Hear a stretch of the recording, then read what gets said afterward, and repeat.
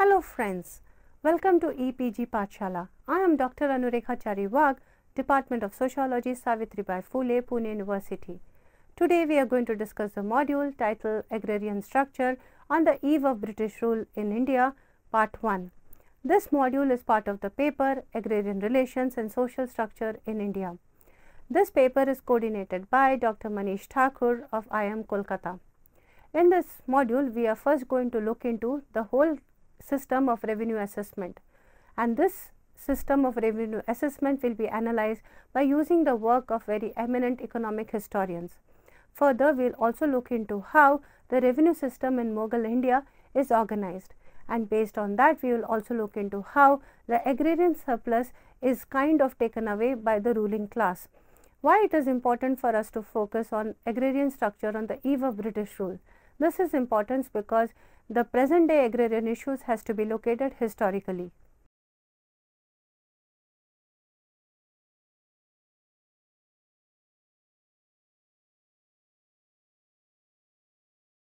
The nature of Indian economy before the British conquest has been a matter of intense debate among historians.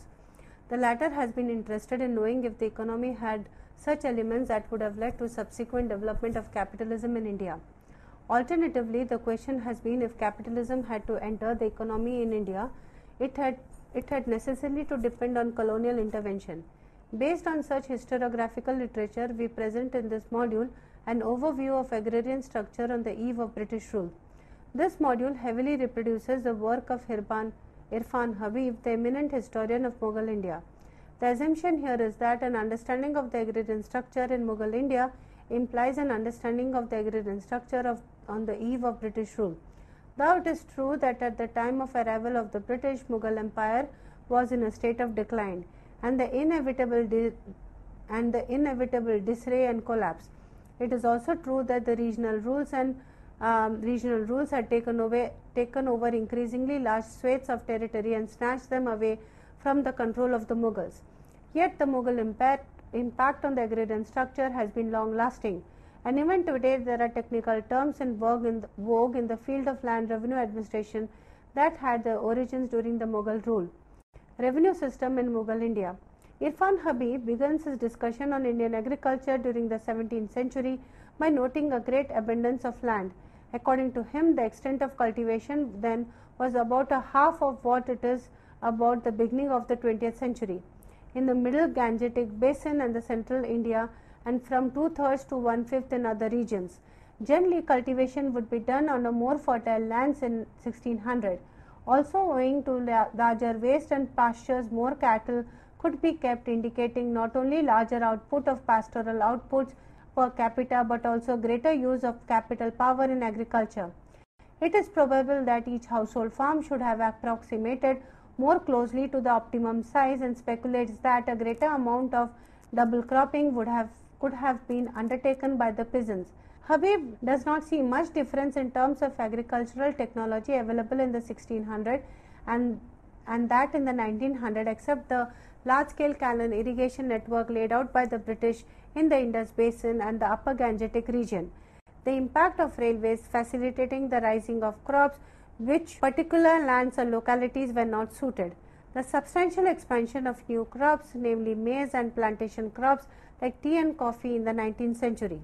The point being made by Habib is that per capita agricultural productivity in Mughal India was not in any way backward when compared to other contemporary societies, including those of Western Europe.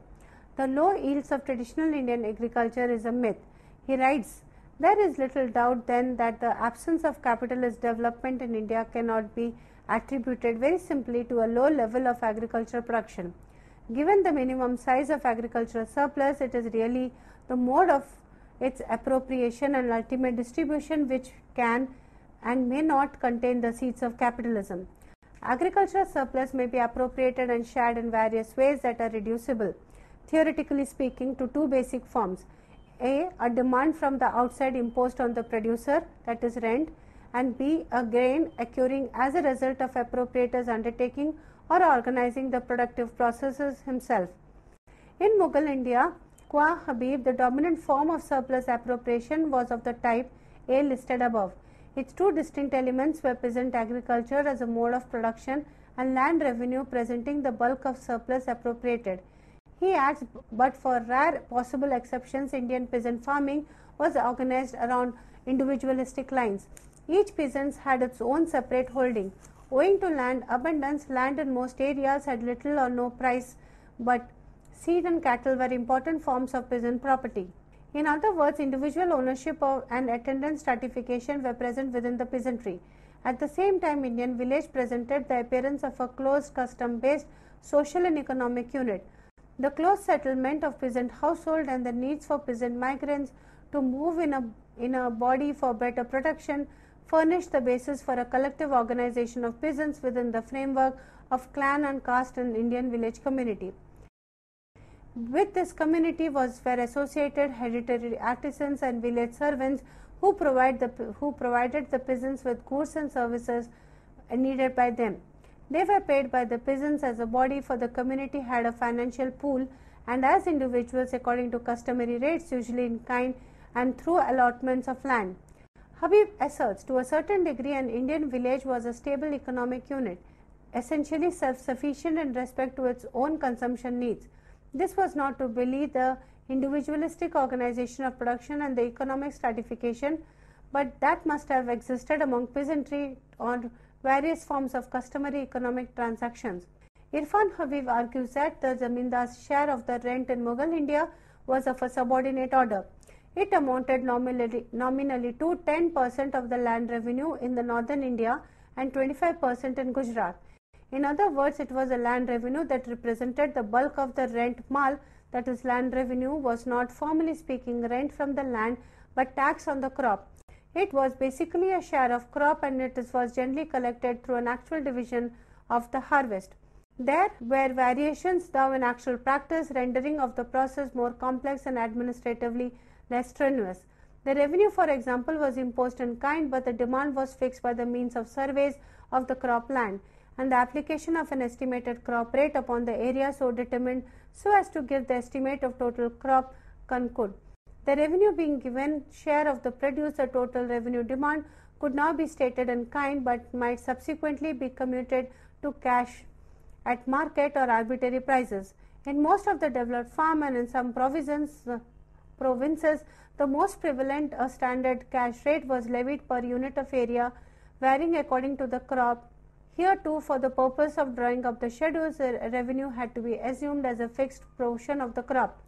By and large, it seems that the share of the produce taken as revenue ranged from 1/3 to half in most parts of North India and Deccan, but less in certain arid areas and substantially more in certain fertile tracts. The revenue demand was theoretically assessed separately on each individual peasant according to his holding and the crops. Terms such as demand and revenue demand are frequently used in British Indian land revenue administration. This term represents the Persian term jamer and means the amount at which the revenue was assessed or fixed. In fact, the whole village body was usually made into a single assess and collectively called upon to pay the revenue levied. Habib also notes that despite the fact that revenue demand was basically a share of the produce, land revenue was realized most often in cash, and not only under Zabt but also under other systems through commutation of the demand into demand in cash. Often when fixed on a village, it appeared as an amount of money quite arbitrarily determined. Cash snatchers appeared as an established institution in the Delhi region as early as the beginning of the 14th century. In Mughal India, collection of revenue in cash was far more prevalent than collection in kind, save local exception and during periods in certain regions where there might have been shift from the one mode of revenue assessment to the other. Even when the revenue was collected in kind, the authorities often did not do so for the purposes of consumption directly or for storage but for sale. Agrarian surplus and the ruling class. These characteristics of land revenue were historically interwoven with the emergence of ruling class, among whose members it was distributed. The revenue was collected from the peasant directly in the name of the king, either by his own officials for the royal treasury or by the assignees for themselves. The areas from which the revenue went into the treasury was known as khalisa. The khalisa consisted of areas scattered throughout the empire, and its total size varied. In 1647, for instance, the estimated revenue of the Khalisa amounted to about 13.6% of the total. The remaining portion consisted of jagirs or territories whose revenues were assigned by the king to his mansabdars in lieu of the personal pay and allowances for the maintenance of the military contingents. Such assignment holders were known as jagirdars. But some mansabdars also drew their pay in cash from the royal treasury. For all practical purposes, these mansabdars, especially those holding higher ranks, might be considered as forming the ruling class of the Mughal Empire. This class was largely urbanized and contained a considerable foreign element, which was largely without local roots and was prevented from forming such roots by a system of transfer of post as well as jagirs. On an average, the period for which an area was held in jagir by any assignee was less than 3 years. Neither the rank in service nor the jagir, except in the case of certain chiefs, was hereditary. According to Habib, this ruling class was completely subordinate to a centralized royal despotism. With the help of this ruling class only, the realization of the massive claim on the entire rural surplus of the country that the land revenue represented was realized. Owing to the system of transfers, the nobles' household and contingents could not naturally be established permanently on a jagir so as to directly live off the land. In general, the larger the jagir, the greater the distance of the headquarters of the jagirdar establishment from the villages, and this was apart from the fact that, being highly urbanized, the Mughal nobles in any case disdained rural life. It is therefore no wonder that jagirdars preferred to collect revenue in cash or to commute collections in kind immediately into cash. Since the royal treasury had to pay out salaries to the mansabdars and others in cash, the tendency in the Khalisa too must have been overwhelmingly toward collections in cash. In Habib's description of the agrarian system in Mughal India, we find the centrality of the ruling class. Habib relates the major aspects of the land revenue system to the power, organization and composition of the ruling class. This understanding reveals a historical tendency toward a steadily intensified pressure upon the peasants and other revenue payers. The source of this tendency was a system of transferring jagirs. This meant that the individual revenue assignees could have no interest in the long-term maintenance or growth in the revenue-paying capacity of any particular area. In a way, the excessive pressure for greater revenue was ultimately self-defeating, since for immediate gain it sacrificed future possibilities. In fact, the Mughal system did not contain any effective mechanism whereby restraints could have been put on the ruling class. Habib underlines two main consequences of the collection of land revenue that was prevalent in pre-British. First, the rural economy was subjected to an enormous drain of wealth that could go into the maintenance and consumption of the ruling class. There was a general flow of wealth away from the rural sector. Of course, part of the land revenue undoubtedly stuck to the lands of the certain rural elements through shortfalls in collection, remissions, concessions and commissions to certain local magnates and the village headmen, salaries and prerequisites of local revenue staff. Some of the jagirdars subassigned the jagirs to the soldiers who lived in the villages. Besides, there was a whole class of revenue grantees. The imperial revenue grants alone must be accounting for 4 to 6% of the total estimated revenue. Even then, after making allowances for these leakages, Habib asserts that the total net amount of the produce annually lost by the countryside without any return must have been amounted to a very large portion of the total, at least fourth of it, if not a third or a half. Secondly, the mechanism by which the bulk of the rural surplus was removed created the conditions for the establishment of the rural market. When the land revenue was collected in cash, the revenue payer was compelled to sell his produce in order to get more money to pay for it, and it was collected in kind. Then too, as we have noted, the revenue authorities preferred to sell it. In either case, most of the surplus was put on the market, and therefore a very large portion of agricultural production would not be directly for use but would be commodity production, properly speaking. The market mechanism once established must have reacted on the mode of agricultural production. The consequences of the creation of agricultural market was that it not only introduced money relations into a system of national economy but also engendered a shift to high grade crops and crash crops, that is, from coarser grains to wheat to cotton, sugarcane, indigo, poppy, tobacco, etc. Irfan Habib was that the twofold impact of the Mughal revenue system led to a considerable subversion of the poor peasant economy and an alteration of the nature of exploitation. In effect, the land revenue represented an enormous drain on the countryside. Moreover, the built-in tendency in the Mughal system was towards an increase in pressure upon the revenue payers. Habib is emphatic that unlike the Lord's rent, the land revenue rate was firmly based on the conception of it being set a proportion of the produce and was accordingly variable when stated in cash. As a result, though agricultural prices appear to have risen during the 17th century, the revenue demand did not fall in real terms. Also among the peasant, and the land revenue, being in essence a regressive tax, fell more heavily upon the poorer than upon the richer strata. When it represented a certain proportion of the produce, it is obvious that the peasant who produced less would have a smaller amount left to him than the one who produced more.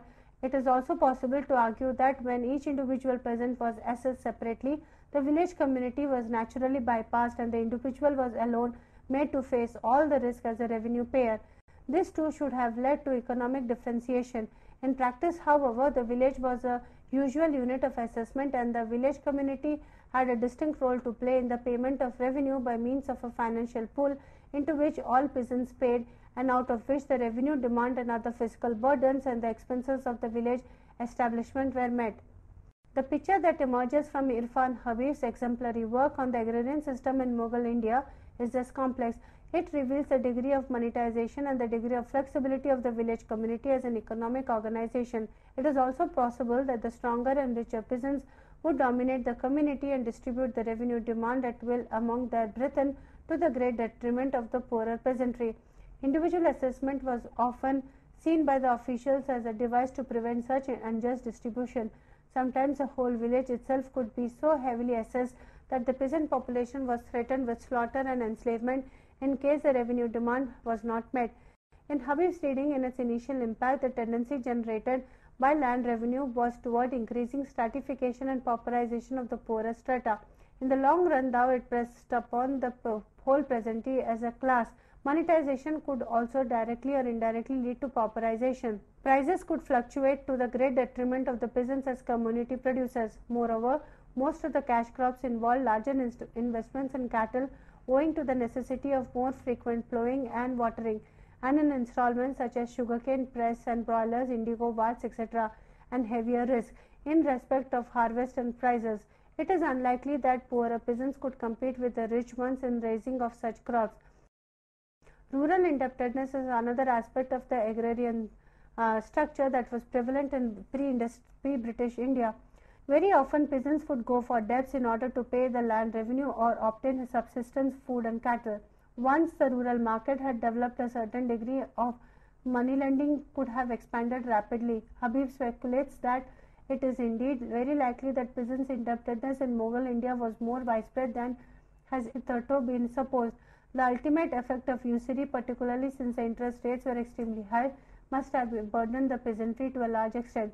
The beneficiaries of usury were not only zamindars, especially chaudhries and headmen, who had thus added to their customary exactions, not only professional usurers who thereby augmented the usurious capital, but also merchants who often gave advances to the peasants to establish the claims on the produce, and quite generally the moneylenders. As Habib perceptively notes that while land revenue and monetization added or at any rate increased other means of exploitation of the peasantry in the shape of usury, they also created conditions for the increased pressure upon the peasantry from the zamindar class. The pressure came first through an alteration in the substance of the zamindar's economic right, and secondly through an expansion of the area under that right. The zamindar's fiscal claims appeared as claims on the land revenue collected as a share thereof, whether as Malikana or Nankar or both, and the zamindar was transferred into an intermediary responsible for the collection of the revenue and its payment to the authorities. As a result, the zamindars found themselves obliged, when the revenue demand increased, either to lose their share or recompose them at the expense of the peasantry. Owing to monetization, the zamindari right became a fully stable commodity, at least from the 16th century onward. This meant that persons who obtained their wealth initially out of the distribution of land revenue purchased jamindaris. Such people included the nobles and the officials and the cavalry troopers and revenue grantees. Urban merchants did not yet seem to have found in zamindari purchase a suitable avenue for investment of the superfluous capital. However, rural usurers sometimes converted the capital into zamindari right. Such market and land rights not only contributed to increasing heterogeneity of the zamindar class but also placed larger capital at the disposal of the class as a whole. Moreover, the increasing economic differentiation and social stratification within the peasantry could lead to the emergence of a dominant section whose claims might grow in time into zamindari rights. There was also the presence of a very large class of landless laborers who worked in return for the provision of the barest needs of subsistence. Importantly, as Habib writes, the existence of this large class and conditions of land abundance did not derive initially or in the main form in any failure of peasant cultivation, but from a social structure maintained by custom and force. The landless belonged to the menial caste, compelled to serve the interest alike of peasants and superior cultivators, and forming therefore a vast semi-proletariat maintained entirely through non-economic compulsions. In this module, friends, while trying to understand the agrarian structure, we have really looked into the system of land revenue in Mughal India. Drawing heavily from the work of Irfan Habib, we have also looked into the precarious conditions of the peasantry. We have also looked into the presence of the large mass of landless class within this agrarian structure. What is also very important for us to focus is the landless that we could see in the agrarian structure in pre-British rule were also the marginal class. Therefore, it is very important for us to understand that even now that what we see is the people who are marginal, who are landless, belong to a certain group of vulnerable categories. Even within pre-British rule in India, you do find agrarian structure in similar ways.